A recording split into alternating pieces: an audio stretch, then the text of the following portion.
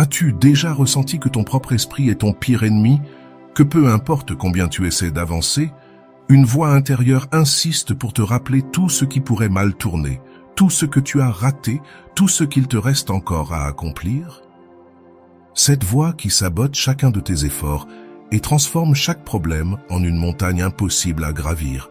Marc Aurèle, l'un des derniers grands empereurs stoïciens, a affronté des guerres, des trahisons, des pertes et des maladies. Mais il a compris quelque chose que peu de gens parviennent à saisir en toute une vie. L'ennemi le plus dangereux n'est pas à l'extérieur, mais à l'intérieur de nous. Si tu n'apprends pas à dominer tes pensées, elles finiront par te dominer. C'est pourquoi, dans cette vidéo, je vais te montrer 10 leçons basées sur la philosophie stoïcienne qui t'aideront à tuer tes pensées négatives avant qu'elles ne te tuent toi. Peu importe si tu passes des années à lutter contre l'anxiété, l'insécurité ou le doute, car aujourd'hui, tu apprendras à prendre le contrôle de ton esprit comme un véritable stoïcien. Reste jusqu'à la fin, car ce que tu découvriras ici pourrait changer la façon dont tu penses, ressens et agis pour toujours. Mais avant de continuer, je t'invite à prendre un moment pour écrire dans la section des commentaires. Aujourd'hui, je décide de prendre le contrôle de mon esprit. Par ce simple acte, tu te promets de rediriger positivement tes pensées et de vivre avec discipline. Écris-le maintenant et commençons. 1. Domine ton dialogue intérieur avant qu'il ne te domine. Ton esprit est un champ de bataille. Chaque jour, des centaines de petites guerres y sont livrées, entre la confiance et le doute, entre l'espoir et la peur, entre l'action et la procrastination. Et au centre de tout cela se trouve ton dialogue intérieur, cette voix qui ne se tait jamais, qui interprète constamment ce qui t'arrive et qui, sans que tu t'en rendes compte, façonne ta réalité. Si cette voix est ton ennemi, tu seras perdu avant même d'avoir commencé. Je ne suis pas assez bon, je me trompe toujours, je vais forcément échouer. Des pensées comme celle-ci ne sont pas de simples phrases passagères, mais des ordres directs que ton esprit suit à la lettre. Marc Aurèle l'avait bien compris. Le bonheur de ta vie dépend de la qualité de tes pensées. Si tu laisses la négativité prendre le contrôle, ta vie deviendra le reflet de ce chaos mental. Mais si tu entraînes ton esprit à reformuler chaque pensée de manière utile et constructive, tu deviendras imparable. Il ne s'agit pas de t'auto-persuader avec un optimisme vide, mais de remettre en question chaque idée qui te limite. La prochaine fois qu'une pensée négative apparaîtra, demande-toi, est-ce que c'est 100% vrai ou n'est-ce qu'une interprétation? Cette pensée m'aide-t-elle ou me sabote-t-elle? Si un ami était à ma place, lui dirais-je la même chose? Commence à te parler comme un mentor, pas comme un ennemi. Change, je ne peux pas le faire par « je ne sais pas encore comment, mais je vais découvrir comment le faire ». Remplace « je suis un échec » par « je suis en train d'apprendre et de grandir ». Les mots que tu utilises dans ton esprit définissent ton destin. Domine ton dialogue intérieur avant qu'il ne te domine. Avant de continuer, je t'invite à mettre un « j'aime » et à partager cette vidéo pour qu'elle puisse atteindre davantage de personnes. Et si tu ne veux pas manquer mes prochaines vidéos, abonne-toi et active la cloche. 2. Rappelle-toi que tout est éphémère, même ta souffrance. Rien dans cette vie n'est permanent, ni le succès, ni l'échec, ni le bonheur, ni la tristesse. Tout ce qui te semble accablant aujourd'hui se dissout avec le temps comme du sable entre les doigts. Alors pourquoi s'accrocher à la souffrance comme si elle était éternelle? Marc Aurèle l'a clairement exprimé. Tu oublieras bientôt tout le monde t'oubliera. Cela peut sembler dur, mais en réalité c'est libérateur. Cela signifie qu'aucun fardeau n'est éternel, que même si la tempête paraît sombre, elle finira par passer. Lorsque la souffrance te frappe, souviens-toi de ceci, il y a eu des moments difficiles avant, et tu les as surmontés. Peut-être qu'à cet instant, la douleur semble insupportable, mais dans 1 an, 1 mois, ou même 1 semaine, tu la verras sous un autre jour. Combien de fois as-tu cru que quelque chose marquait la fin du monde, pour finalement te rendre compte que ce n'était pas le cas? Le stoïcisme nous enseigne à accepter la douleur sans y résister, mais aussi à ne pas l'alimenter avec notre esprit. Lorsque nous souffrons, nous avons tendance à exagérer la situation, à la revivre encore et encore dans nos pensées, à lui accorder plus de pouvoir qu'elle n'en a réellement. La clé est simple. Observe-la, mais ne t'y accroche pas. Imagine que ta souffrance soit une feuille flottant sur un fleuve. Si tu la tiens fermement, tu te retrouveras coincé.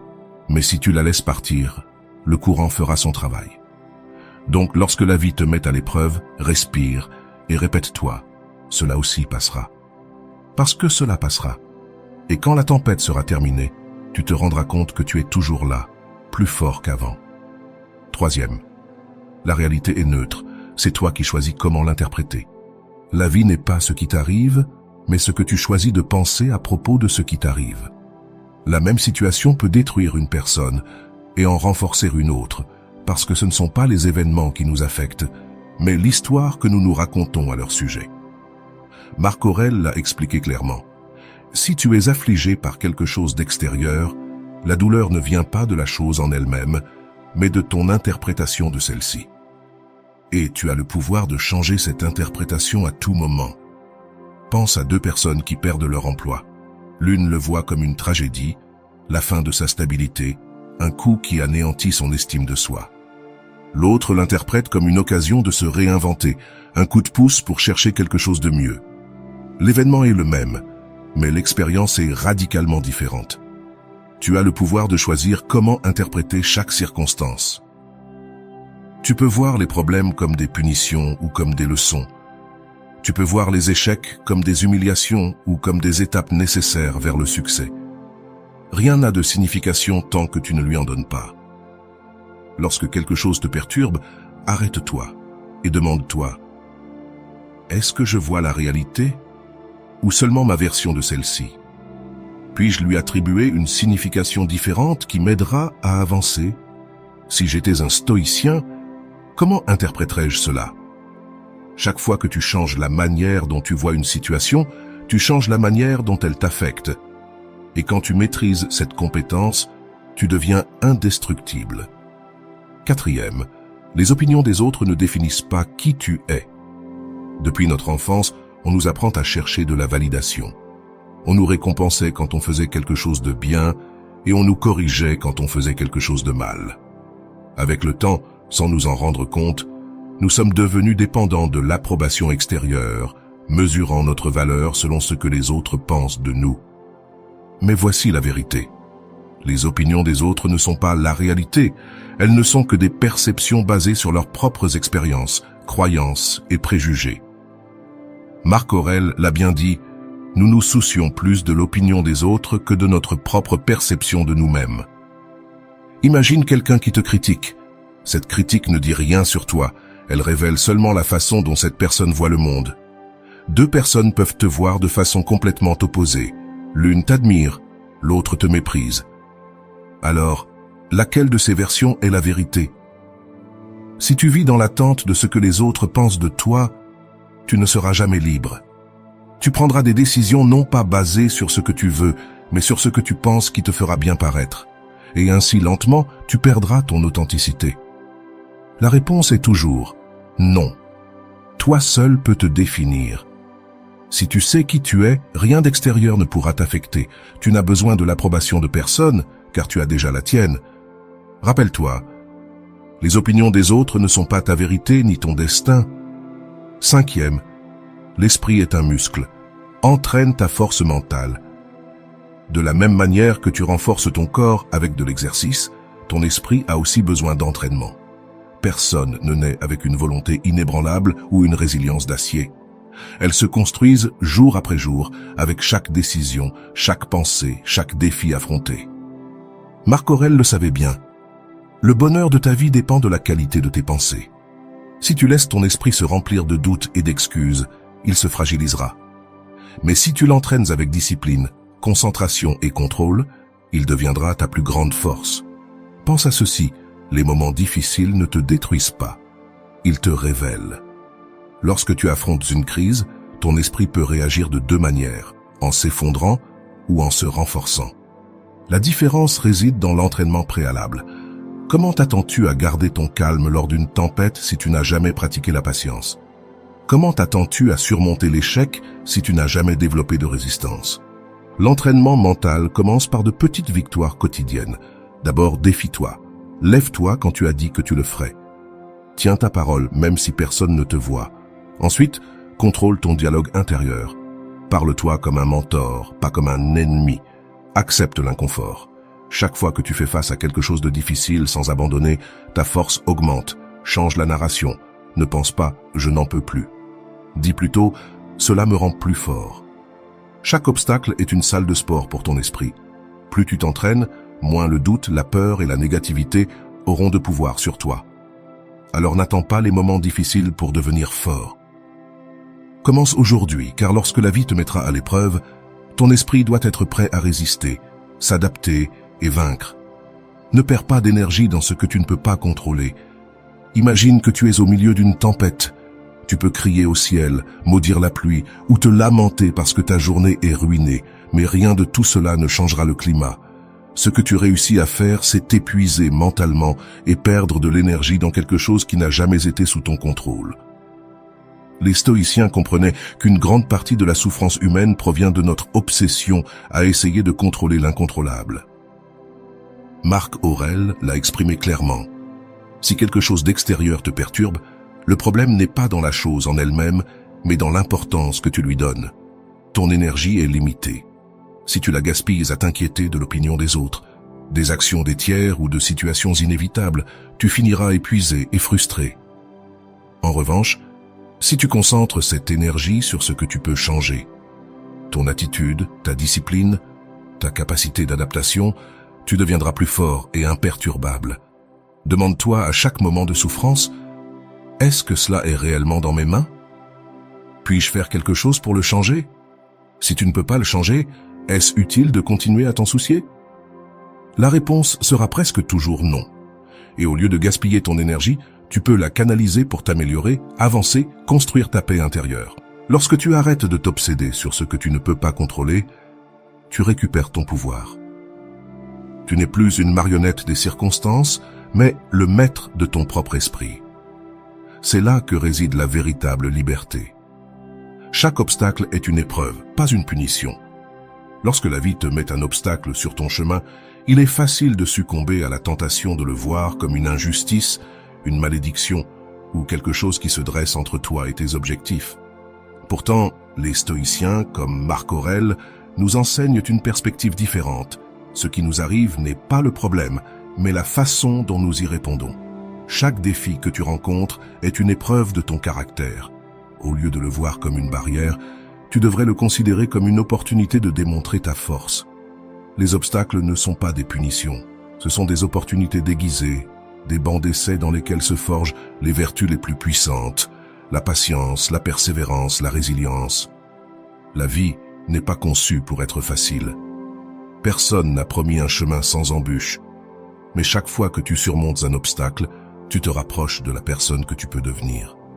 Quand tu regardes un obstacle de cette manière, tu ne te sens plus impuissant face à lui.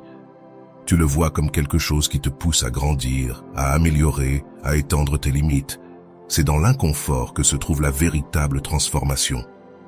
Rappelle-toi que les obstacles ne sont pas là pour freiner ton progrès, mais pour tester ta détermination et ta capacité à t'adapter et avancer. Chaque fois que tu en franchis un, tu montres que tu es plus fort que n'importe quelle difficulté qui croisera ton chemin. Et dans ce processus, tu deviens la meilleure version de toi-même. Réécris ton histoire. Tu décides du sens de ton passé. Notre passé fait partie de notre identité. Mais ce qui détermine vraiment qui nous sommes, ce n'est pas ce qui s'est passé, mais comment nous choisissons d'interpréter ce qui s'est passé. Nous avons tous connu des moments difficiles, des échecs ou même des trahisons. Mais ce qui compte vraiment, c'est la signification que nous leur donnons. Tu es l'auteur de ta propre histoire et c'est toi qui choisis comment l'écrire. Marc Aurèle, dans ses méditations, nous rappelle que ce n'est pas le passé qui nous affecte, mais comment nous l'interprétons. La façon dont tu vois tes expériences passées peut être l'une des plus grandes sources de pouvoir ou de souffrance dans ta vie. Si tu t'accroches encore aux blessures du passé, si tu les vois comme un fardeau qui t'empêche d'avancer, elles continueront de contrôler ta vie. Mais si tu choisis de réécrire ton histoire, de voir ces événements comme des leçons, comme des étapes pour grandir, tu te libères de leur pouvoir. La clé est de prendre la responsabilité de ta narration. Il ne s'agit pas de nier ce qui s'est passé ou de minimiser la douleur, mais de choisir de ne pas permettre au passé de définir ton présent. Tu peux voir un échec comme une leçon précieuse ou comme une défaite qui te marque à jamais. Le choix t'appartient. Rappelle-toi que ton passé n'est qu'une partie de ta vie, pas ta vie entière. En réécrivant ton histoire, tu transformes la douleur en pouvoir, les erreurs en sagesse et les pertes en impulsion. Tu es l'architecte de ton avenir, et tout commence par l'histoire que tu choisis de raconter. Sois reconnaissant pour ce que tu as plutôt que de te lamenter sur ce qui manque. Nous vivons à une époque où la gratification immédiate et le désir constant de plus sont la norme. Nous sommes entourés de publicités, de réseaux sociaux et d'attentes sociales qui nous disent que ce n'est jamais suffisant, que nous avons toujours besoin de plus. Plus d'argent, plus de reconnaissance, plus de succès. Pourtant, la véritable paix et le véritable bonheur ne viennent pas de ce que nous n'avons pas, mais de la reconnaissance et de l'appréciation de ce que nous avons déjà devant nous. Marc Aurèle nous rappelle dans ses méditations que la vie est courte et que le temps s'évapore. Ne le gaspille pas à désirer ce que tu n'as pas. Le désir constant de ce qui nous manque nous donne le pouvoir de profiter de ce que nous avons. Chaque jour est une opportunité pour pratiquer la gratitude et entraîner notre esprit à se concentrer sur le positif, et non sur ce que nous n'avons pas encore atteint. Lorsque nous centrons notre attention sur ce qui nous manque, nous créons un espace mental de carence et de frustration. Mais si, au contraire, nous les remercions pour ce que nous avons, notre vie se remplit d'abondance, pas nécessairement matérielle, mais émotionnelle et spirituelle. La gratitude change notre perspective. Nous pouvons voir ce que nous avons comme un cadeau, comme une ressource pour avancer, au lieu de le voir comme une limitation. Fais un exercice à la fin de chaque journée. Écris 3 choses pour lesquelles tu es reconnaissant. Cela peut être de grands accomplissements ou de petites bénédictions, comme une conversation agréable ou un moment de calme. En faisant cela régulièrement, tu commenceras à remarquer comment ton esprit se concentre davantage sur l'abondance que sur la rareté. Être reconnaissant pour ce que tu as ne signifie pas te contenter de moins, mais reconnaître que tu es déjà suffisant et que ce que tu as maintenant peut être la base pour atteindre tout ce que tu souhaites. Chaque moment de gratitude te rapproche d'une vie plus riche, plus épanouie et plus sereine. L'action détruit le doute. Agis avant de rester pris dans la pensée. Le doute est l'une des forces les plus paralysantes que nous puissions expérimenter. C'est cette voix intérieure qui te dit que tu n'es pas assez bon, que tu n'as pas ce qu'il faut, que c'est mieux d'attendre, ou que le moment idéal ne viendra jamais. Le doute te piège dans un cycle interminable d'indécision et de peur, et pendant que tu continues à réfléchir, le temps passe. Mais il y a un remède simple et puissant. Agir. Marc Aurèle enseignait que nous ne devons pas être prisonniers de notre esprit, mais plutôt agir en fonction de la raison et de la vertu. Ne laisse pas la pensée te paralyser. L'action est la réponse au doute. Chaque fois que nous permettons au doute de nous envahir, nous retardons notre progrès. Nous pensons encore et encore à ce qui pourrait mal se passer, aux échecs possibles. Mais nous ne réalisons pas que l'action est ce qui peut réellement dissiper ces doutes. Quand tu prends action, même si elle est petite, tu crées de l'élan. Chaque pas t'éloigne de la paralysie et te rapproche de ton objectif. Et plus important encore, l'action t'enseigne.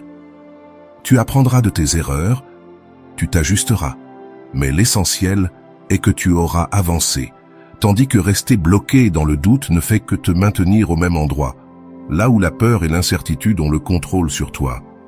Ne laisse pas tes pensées devenir une cage. Le premier pas est toujours le plus difficile, mais c'est aussi celui qui a le plus de pouvoir. L'action détruit le doute, car lorsque tu agis, tu commences à voir que les choses ne sont pas aussi terrifiantes que tu le pensais. C'est ainsi que le courage se cultive à chaque action que tu prends. Et voilà, 10 leçons puissantes des stoïciens pour tuer la pensée négative et prendre le contrôle de ton esprit. Rappelle-toi, ton esprit est ton allié le plus puissant, mais seulement si tu apprends à l'entraîner et à le dominer. Si tu te sens inspiré par ces enseignements, je t'invite à mettre chacun d'eux en pratique et à observer comment ta vie commence à se transformer. Si cette vidéo t'a été utile, n'oublie pas de mettre un j'aime, de t'abonner et de la partager avec tes proches. La philosophie stoïque peut changer la vie de nombreuses personnes, et ton soutien est essentiel pour que plus de personnes aient accès à ces idées transformatrices. De plus, Si ce contenu t'a plu, ne rate pas notre prochaine vidéo où nous explorerons encore plus d'outils pour améliorer ton esprit et renforcer ton caractère. À bientôt dans la prochaine vidéo.